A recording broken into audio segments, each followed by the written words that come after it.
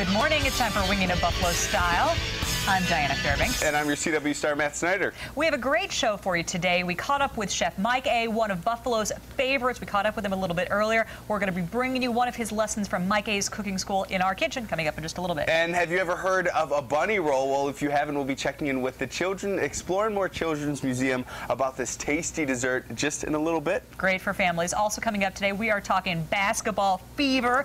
Did you know Buffalo has a pro basketball team? Well, if not, don't worry, because we're going to be meeting them, talking about the excitement of their upcoming season, and also about their picks for the NCAA tournament. Also today, speaking of the NCAA tournament, we are talking about some of the commercials that are really making us smile during the NCAA tournament. Let's take a look at one of the favorites from AT&T. In basketball, is it better to be a fast player or a slow player? Fast! So what would your nickname be?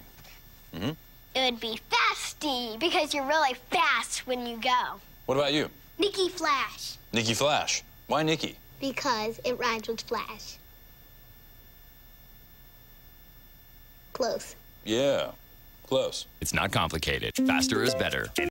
Oh, that's funny. You know, I got to tell you, I think those commercials are funny. They're sweet for the family. My husband actually enjoys them, and he's kind of a tough critic on that. But every day, you know, he comes down from watching the basketball games. He's like, oh, man, they're doing those AT&T commercials again. You got to see this. I love the one when the kid says this and the guy says well, this. They just inspire that sort of like, like that's Right. like just subtle. It's funny because you kids say like the strangest things, and I really am curious as if this is scripted or they just got a bunch of kids together and asked them questions over and over again until they got the responses that they want. You know, I think you get the right group of kids, you don't have to script a thing. My daughter says the craziest stuff sometimes, and I'm rolling. I wish I could like quote some of her stuff. Sometimes out of context, it's not as funny, but here's another one to take a look at, make you laugh.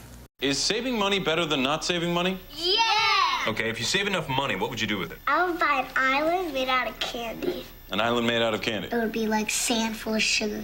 Sand full of sugar. The water can be made out of like soda. When you take a shower, it can be made out of like hot fudge. Ooh. What about the animals? What would they be made out of? I'm assuming they'd be made out of candy. It's not complicated. Saving It's not complicated. That is hilarious. I would go to Candy Island. Would you go to Candy I would Island? totally go to Candy Most certainly, Island. and I think maybe before these, they gave them a few pixie sticks, and that's why they're all hyped up, giving these wonderful responses. Oh my gosh, at my daughter's birthday party, we had vases full of pixie sticks.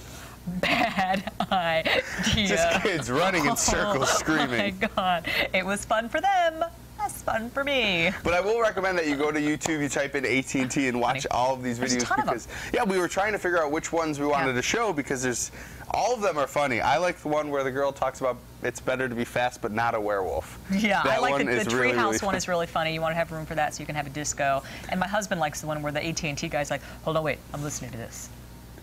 All right, well, this weekend, we're not just gearing up for the tournament, but we're also talking about Easter. And one of the traditions here in Buffalo is the butter lamb, so welcome back, butter lamb. Tradition says the butter lamb symbolizes the sacrificial Lamb of God in the Eucharist, and apparently a new take on this old Buffalo tradition is to take the butter lambs home to your family for your Easter dinner and cut the head off first. And videotape the whole thing and post it to YouTube.